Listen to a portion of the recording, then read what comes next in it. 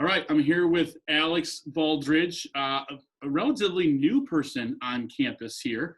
I'm going to give her a chance to introduce herself, but how long have you been here at Cornerstone, and what do you do exactly? So I just crossed the 1 year mark. It's been like 1 year and a couple months, and I am an assistant professor of marketing in the business division. So thanks for being patient. I always get lost if it's assistant or associate. I'm totally new to higher education completely. So Yeah, you don't want to mess that up. All the people with the fancy hats and the fancy robes, I let them be. They have their own way of doing those things. So you've been here for a year. What has been one of the coolest things that you've seen about our campus that is like, it makes you smile every day? the students, without a doubt, I adore them. And I think they even think I'm a little weird because if a student I know walks by and I'm in the middle of class, I will stop and say hello, because they truly spark joy, to use Marie Kondo's terms. For me personally, I adore them. Yeah. And what is your history? Where did you come from before Cornerstone? Yeah, so I came from Community West Credit Union. I was a digital media manager there, so essentially a form of a marketing manager, working in digital strategy and really developing online programs for the credit union to further serve our members. I also do a lot of social media management, and that's continued through my time at Cornerstone, like in a consulting capacity. Prior to that, I was a branch manager at Community West Credit Union, and I was on 3 separate merger and acquisition teams for smaller credit unions that need to seek merger partners, et cetera. And that was a cool experience because it's unlike any environment you could ever work in. So teaching, totally different than the credit union. Yes, you're still doing the marketing and social media planning.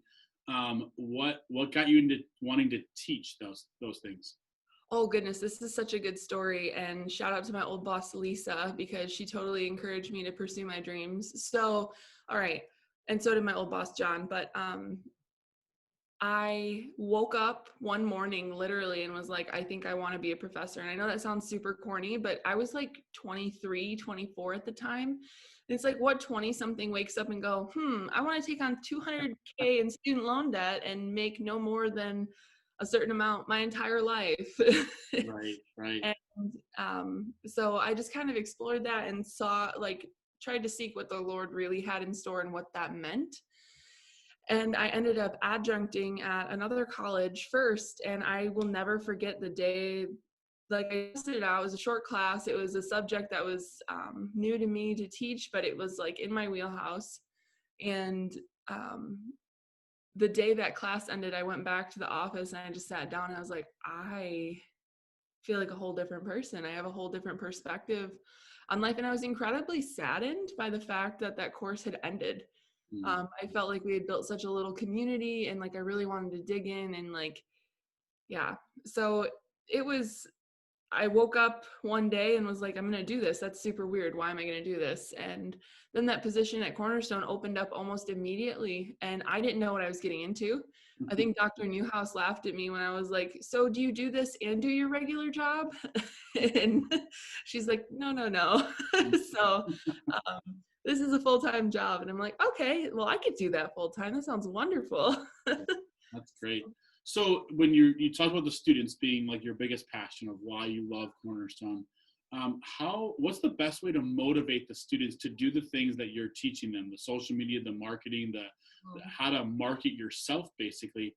How are you working with them to do that during their time at CU?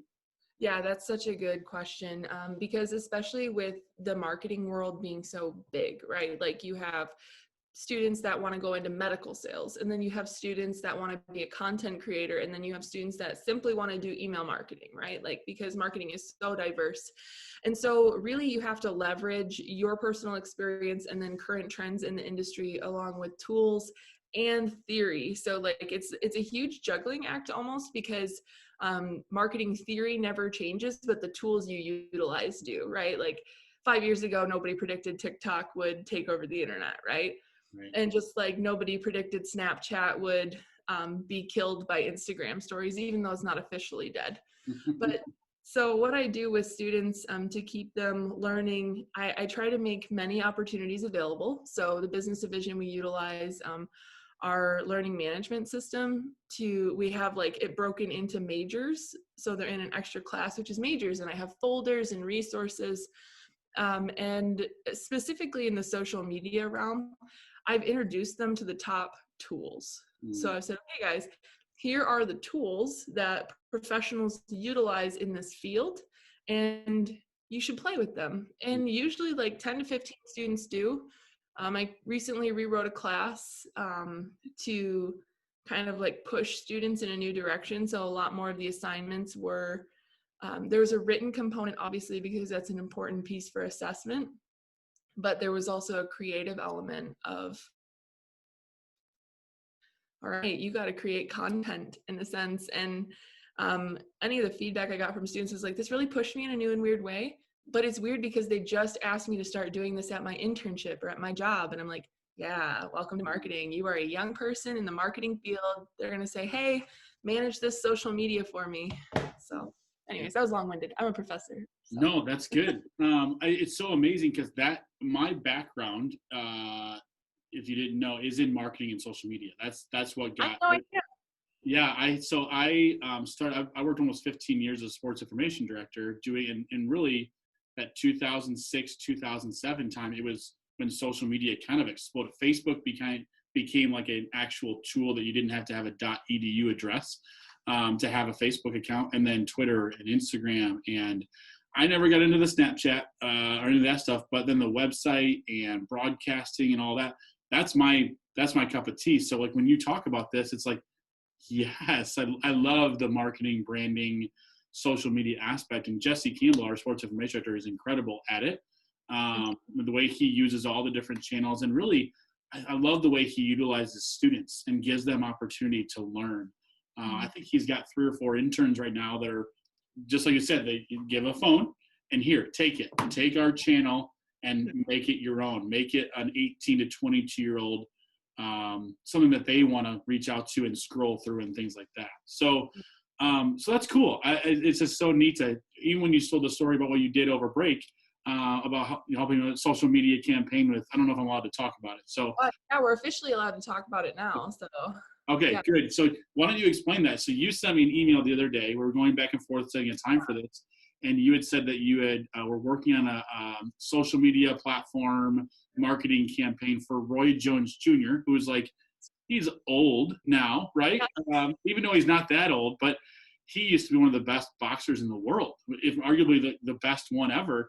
And you helped him and his campaign do some marketing. Why don't you explain that? Yeah, so I got to be concise here because it was a team effort. So his manager hired a gentleman, and then that gentleman put me through rounds of interviews, in a sense, to make sure I had the chops to back up what I was saying. And what we ended up doing was, originally these 2 gentlemen launched a campaign for a fight t-shirt because he was fighting Mike Tyson. And what ended up happening was the sales were astronomical, and they're like, oh my goodness, people want this. People want to hear from this legend. They want to be a part of this time frame. And so what ended up happening is we actually turned it into a full brand. And so I was helping with digital strategy, social media management, guiding. Actually, I was able to get one of our students involved in it. A student that's a marketing major and a graphic design major. She had a perfect skill set to fit into this team, and which we love doing, by the way. We love having students jump on into projects. And she was able to be a part of the content creation. So she actually designed the official Roy Jones Jr. victory t-shirt. So it says Pensacola in the house. And this was a new world for me because I didn't know anything about boxing. So really what I did was I helped strategize and plan content design, stuff like that. I mean, the e-commerce world is a whole different marketing ballgame. And one of the gentlemen, what worked out really cool is we kind of worked like a Venn diagram where we had some overlapping skill sets, but he also had some really great strengths. So yeah, I was helping manage the e-commerce platform and helping create And now we're going to scale it tenfold. At this point, there's additional conversations, and I probably can't share any more than that. But other than there'll probably be another fight down the road. That's that we're gonna get another one. I think they both were ready for that. I think they had fun. Well, they did a draw. It was a draw. I'm like, well, no, come on, you got to have a winner. We can't have draws. Nobody likes draws. I know. We were actually talking about Roy's comment about like, I wear draws. I don't do draws, you know, and it had me cracking up. So that's fun. So cool. Fun experience, yeah. And a couple of our students, because I didn't share it in any formal capacity. I obviously told Professor Huckabee because he's the sport management guy. So I was like, hey, guess what? Yeah. And I was looking for a student to bring onto the project, and I needed a student that understood e-commerce and social media, and that student that was marketing graphic design fell perfectly into that. That's awesome. What a great experience. Well, let's transition here to we're going to go to a rapid fire now. Before we end with like kind of a serious question, but rapid fire. I've got a list here on the phone of your favorites. So we're going to go, what's your favorite sport?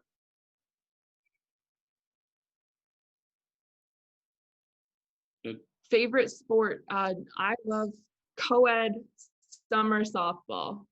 Co-ed summer softball. Okay. What is your favorite color? Blue. Okay. Favorite movie? Fight Club. Wow. Can't talk about it. Can't talk about it. Favorite TV show? The Office. Oh, well done. I love it. Favorite season of the year in Michigan? Spring, specifically the week around Easter. Okay. And then what I always ask somebody, I ask every staff and faculty that I talk to, it's a tough one, but you've only been here for a year, so maybe a little easier for you. If you are stuck on an island for the rest of your life with one person from Cornerstone, who would that be? Matt Bonzo.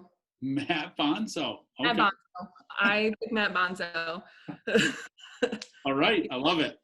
And then the last one, a little bit more serious. So I started these, I did these interviews with student athletes back in March and April because we needed content for social media. We needed content. We didn't have any games going on. So our SID, and then he talked about some ideas, and this is one of them. And it was, the question I asked is, what kind of message can you send to our campus community during this time? Well, I didn't know that 8 months later, we would still kind of be in that same ballpark. But what message would you like to send just to our campus community as they're going away for break for the next month and a half or so? Do not be anxious about anything, but in everything, approach it with prayer and thanksgiving, and that God is so sovereign over all. So he predestined this plan. He knew this was coming, and it's our job as Christians to continue to persevere, to run the race to win. And to be honest, we probably are needed more in this time than most. Yeah, so call a grandparent. They're super lonely right now. I bet. So. Well, that's great. Well, I appreciate you. I appreciate the time. I think we need to do this again. We need to talk about more like Roy Jones Jr. Talk about more social media and marketing. And I'm just so thankful for your energy and passion for our students. That's something I just love about our campus community. So thanks for joining me. Yeah, thanks for the time. It was so nice to meet you. And I mean, obviously we met at the political discourse conversation, but again, thanks for reaching out. I mean, I obviously love Cornerstone. It's kind of the best place to be. It is nice. It's a great place to be because the people all have the same goals, all have the same, they want what's best for our students. They want to serve the Lord in everything that they're doing. And I just so appreciate the people. And I miss the people. I miss going to lunch. I miss going to chapel. I missed those things. And I said that probably the most with everybody. I just miss fellowship and time with people. And we just don't have that right now because of the time frame that we're in. Yes, absolutely. It's a crazy time. Yeah. Well, thank you very much for joining me. Yeah, thanks, Aaron.